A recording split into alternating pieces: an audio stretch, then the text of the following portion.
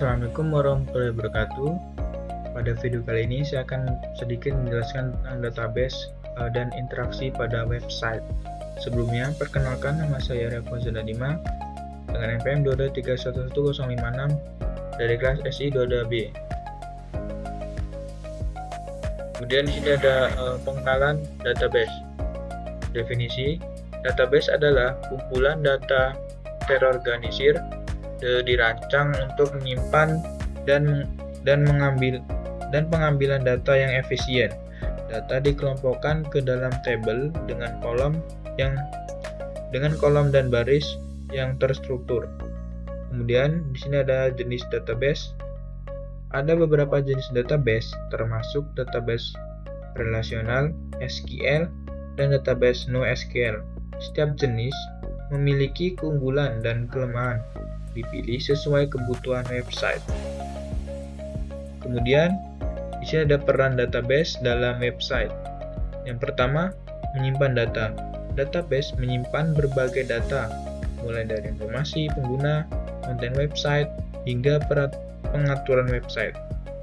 Kemudian yang kedua ada manajemen konten.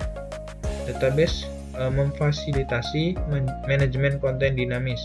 Konten dapat diubah, diperbarui, dan ditampilkan secara fleksibel berdasarkan permintaan. Kemudian yang terakhir ada integrasi layanan. Database mendukung integrasi layanan pihak ketiga seperti sistem pembayaran, analitik, dan platform sosial. Kemudian ada koneksi antara website dan database. Yang pertama ada pemrograman bahasa. Website menggunakan bahasa pemrograman seperti PHP, Python, atau JavaScript untuk berinteraksi dengan database. Kemudian yang nomor 2, di sini ada driver database. Driver database memungkinkan website berkomunikasi dengan sistem database tertentu seperti MySQL, PostgreSQL, atau MongoDB. Yang ketiga, di sini ada query language. Bahasa query seperti SQL digunakan untuk mengirimkan permintaan data ke database dalam menerima hasil yang diminta. Kemudian di sini ada mengambil data dari database. Yang pertama query. Query SQL dikirimkan ke dalam database untuk mengambil data yang diinginkan. Kemudian hasil. Database menghasilkan hasil query dalam membentuk tabel data siap diproses oleh website. Kemudian tampilan. Website menampilkan data yang diambil dalam format yang mudah dipahami oleh pengguna. Kemudian menyimpan data ke database. Input data menggunakan atau memasukkan data melalui formulir website. Kemudian dari validasi. Website memvalidasi data untuk memastikan keakuratan dan keamanan. Yang ketiga adalah penyimpanan. Data yang valid disimpan ke dalam tabel database yang sesuai. Kemudian, di sini ada memperbarui data dalam database. Yang pertama, identifikasi. Website mengidentifikasi data yang ingin diperbarui.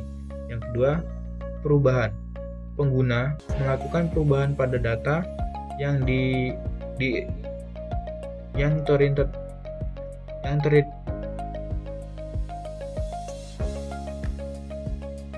teridentifikasi. Yang ketiga ada update.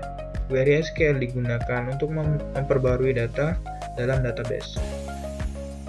Kemudian menghapus data dari database. Yang pertama ada seleksi. Website mengidentifikasi data yang ingin dihapus. Kemudian ada konfirmasi.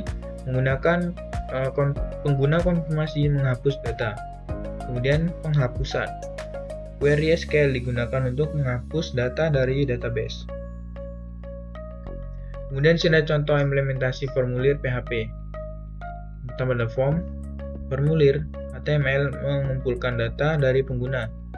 Kemudian PHP.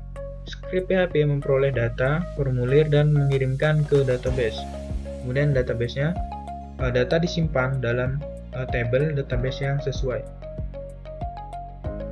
Kemudian di sini ada contoh soal latihan dan jawabannya.